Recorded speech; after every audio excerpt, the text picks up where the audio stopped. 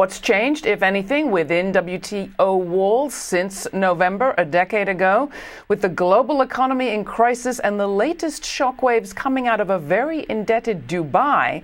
What's the WTO discussing this time around? Lori Wallach is director of Public Citizens Global Trade Watch. Lori, if ever we were in doubt about the connectedness of the world economy, something that people tried so hard to make clear in November of '99, we're at least very clear about that at this point, aren't we?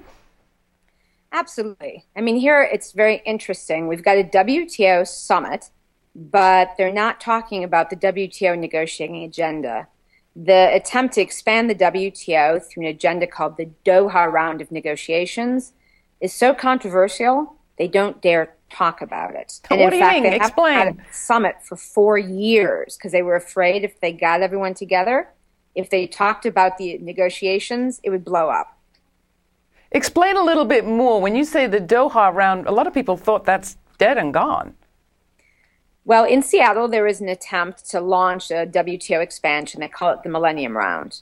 And the revolution in the negotiating suites was as exciting as on the streets. The majority of countries said no. But then literally months after 9/11, the U.S. used the shaky political context of the terror attacks to roll out the same old agenda, which they renamed the Doha Round.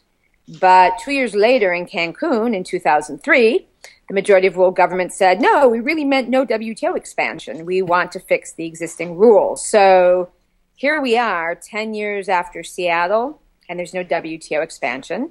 There's been an enormous amount of campaigning worldwide, but there's also not yet WTO turnaround. And that gets to your point about the whole world linked together, but it's not linked together that's the problem. It's linked together under the corporate controlled rules of the WTO, which takes away the right of our Talk about what has changed with respect to people's understanding of regulation and the need for regulation.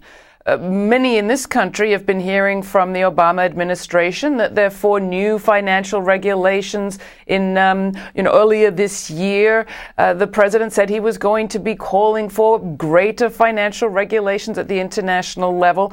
Are there better, smarter, more transparent financial regulation in the works? We clearly need it. That's a very good question.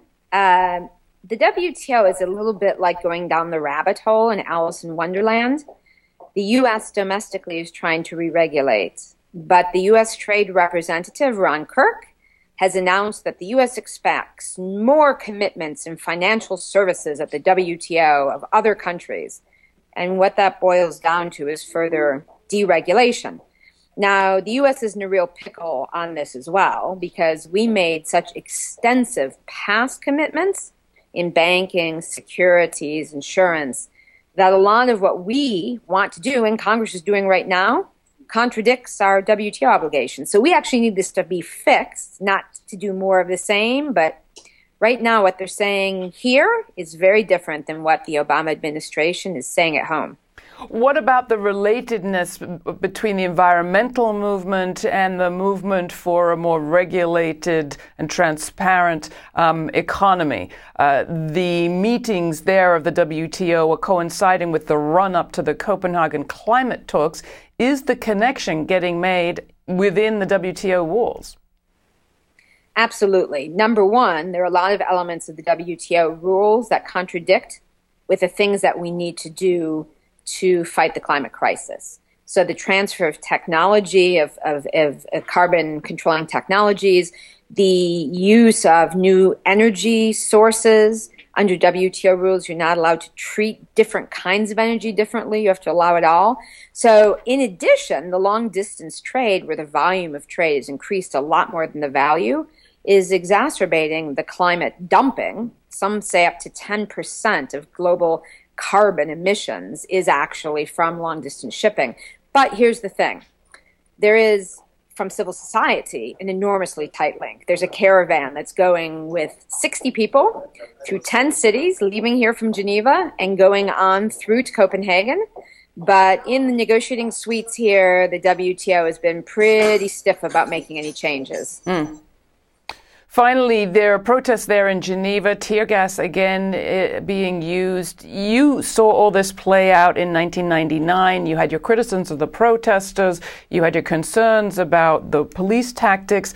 What do you think has changed on that front?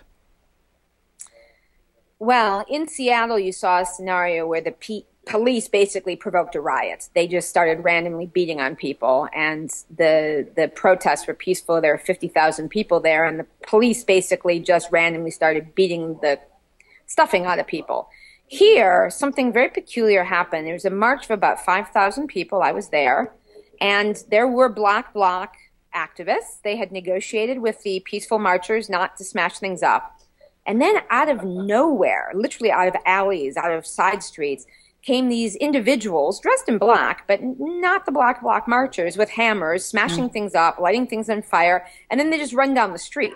So who were they? They weren't the Black Bloc groups from Switzerland or from Germany who had an agreement about how to proceed.